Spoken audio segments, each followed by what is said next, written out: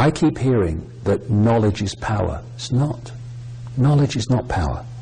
The use of knowledge is power. And I can understand people who do nothing because they're in complete ignorance of what's going on and don't feel there's anything to do. But I do shake my head often when I see people who have some level of awareness of what is going on and the potential consequences of it, and their response is to do nothing or just to hurl abuse at other researchers or other people who are saying different things to them about what's going on. I wouldn't like to be them when their kids say, "Mummy, Daddy, what were you doing when this all came in?" Because I think that's pathetic. Shut up! What's this? What's this? Hey, hey, quick, honey! She's going for the car. Liberated. Liberated. Liberated. Liberated. Hey, I think it's terrible that Janet Jackson, she showed her breast at the Super Bowl. I'm morally outraged. I wonder what should really morally outrage us. But we compartmentalise our minds, as so many people do, where they can't see the contradiction between worrying about someone's breast on television and some kid getting blown apart. The two sides never talk to each other, so they can't see the contradiction. Open minds. They talk to each other so they can see the contradictions. As Gandhi said, what difference does it make to the dead, the orphans and the homeless, whether the mad destruction is wrought under the name of totalitarianism or the holy name of liberty and democracy? Still the same. This, depleted uranium babies in Iraq, depleted uranium all over Iraq from the weapons dropped on Iraq, and that's what it's doing to children. But you don't want to see that. Hey, honey, quick! It's the Jerry Springer show, and he's going to hit his girlfriend. Shut up! Watch this. Go about your business. Everything's fine. It's a mad world. Yes, it is. They want to turn us into robots, and they're doing so. And if anyone thinks that it's not possible, well, it is possible. It's been done before. They just want to do it on a mass scale. This is China today. Look at that. They are human beings. They could be free spirits. They could be all consciousness expressing itself in this reality. And look at them. Robots! And that's what they want us to be. Robots. With this acquiescence, this manipulation of the laboratory maze I was talking about, by constantly giving us reasons to be punished and to fear. And then, I'm coming to an end now, but again, this is part of Big Brother. This is really part of Big Brother. The human body is an electrochemical organism, and if you destabilize it electrically or chemically, you stop that organism working to full capacity. And part of that capacity is emotional and mental sharpness and balance and equilibrium. So the more you pour chemical and electromagnetic, electrical pollution and disruptions into the electrochemical organism, the more you stop that manifesting its true potential for sharp thought and balanced emotion. When you look at the graphs for the increase in the crap they put into food, chemical concoctions and cocktails, overwhelmingly, though certainly not always, aimed at children, and then you look at the graph of the increase in so-called childhood behavior problems, they go up like they're connected by a magnet. There is a war on our children because they're the generation they overwhelmingly have to suppress.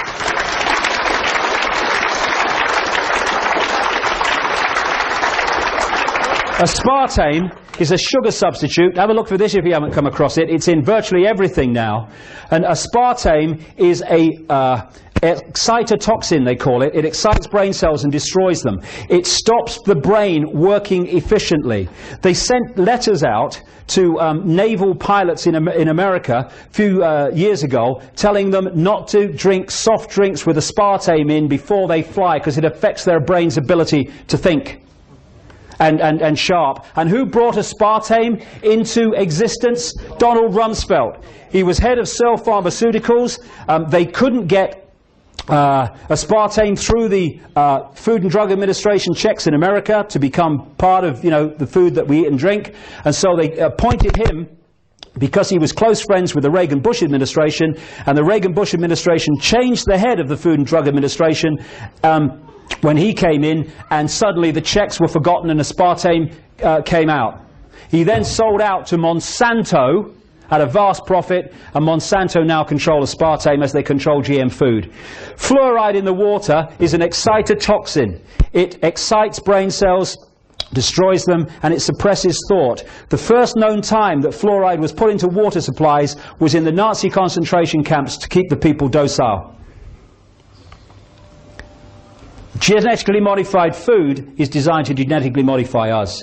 Vaccines, 25 vaccinations before the age of 2, with a growing, still developing immune system.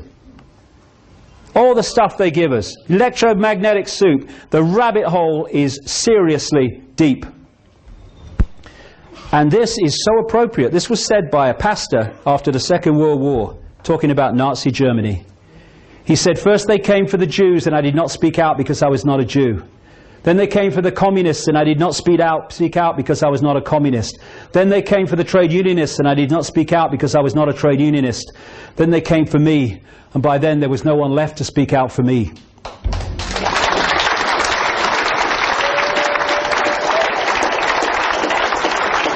And what they're doing is picking off different sections of society, and the other sections are saying, well, it doesn't affect me, not my problem.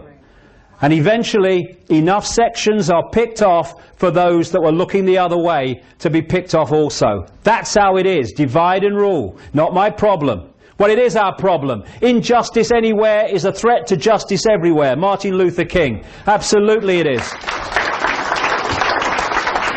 And what we need to do is stop making excuses. Oh, I don't know, world's coming to. Well, do something about it then, mate. All right?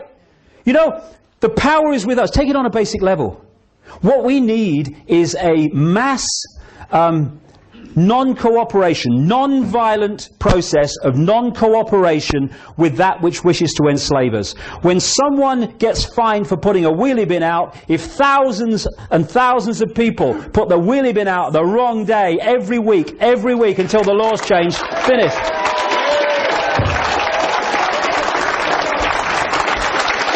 Injustice anywhere is injustice everywhere, potentially, because next time it's going to be us. And it's a house of cards, this. It's held together. The power that is used to enslave us is the power we give to the enslavers every day. They don't have power. They have our power. We give it to them. It's time to take it back. And by that, it means unity. So we might have a different religion or no religion. So we might be a Jew or a Muslim or a Christian, or might be black or white or sky blue, bloody pink. This is not a big brother global agenda to enslave Jewish people, or to enslave Islamic people, or to enslave white people, middle class. It's a global agenda to enslave all of us. And if we don't unite and we go on being divided and ruled, then they will enslave all of us. If we unite, get rid of the nonsense fault lines of manufactured division, and then through unity of response and non-cooperation with our own enslavement, they will not be able to do this.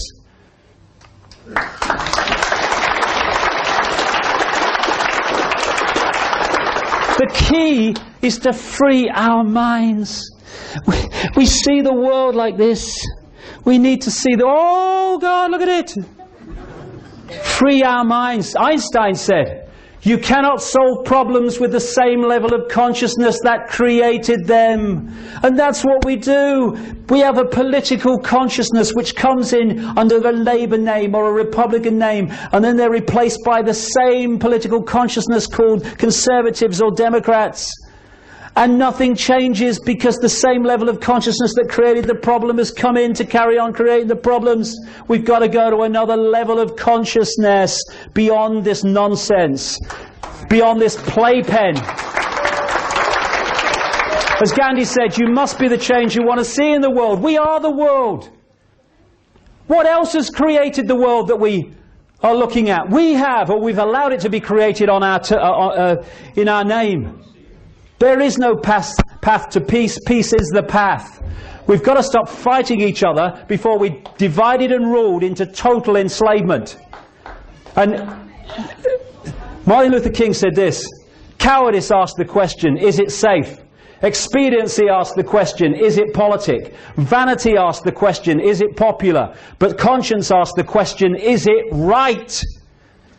And there comes a time when one must take a position that is neither safe nor politic nor popular, but one must take it because it is right. And we are there now.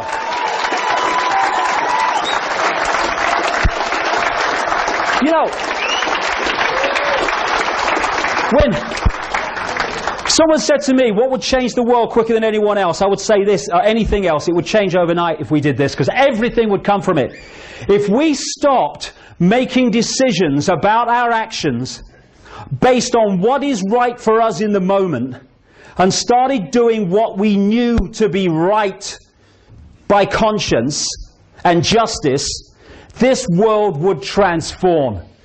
This world has been created as we experience it by billions of people deciding every day, what do I do in the interests of me?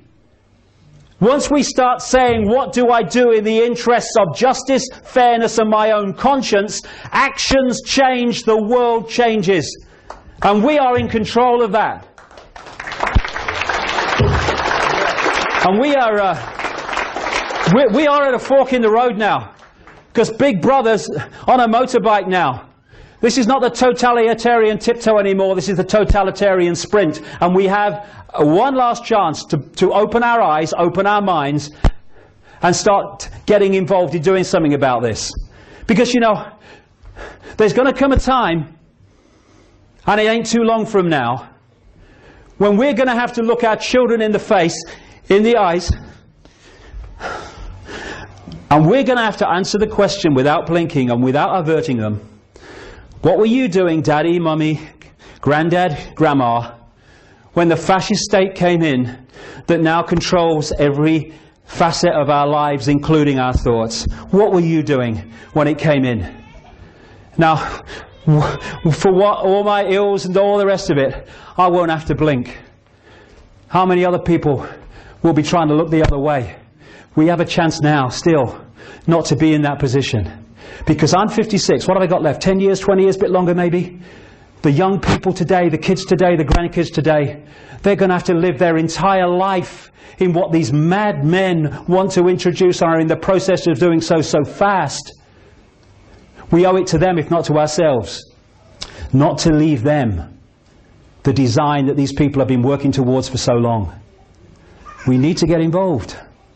And if we do, in a united way, the power they're using to enslave us will be gone. Thank you. Thank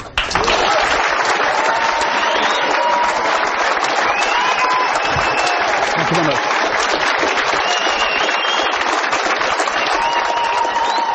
Thank you very much. So, are we going to make a stand now and draw a line in the sand and say here and no further? In fact, we're going to roll this back. Or are we going to wait until it's got really, really extreme, by which time there'll be so much infrastructure in place that drawing a line in the sand will be a serious challenge? And it's no good. I said to some policemen in Parliament Square a few months ago, ask yourself, when your child says to you, Mummy and Daddy, what were you doing when the police state was introduced? Oh, well, I was watching the telly, honey. Or in the policeman's case, I was helping to introduce it, dear. That's the situation we're facing.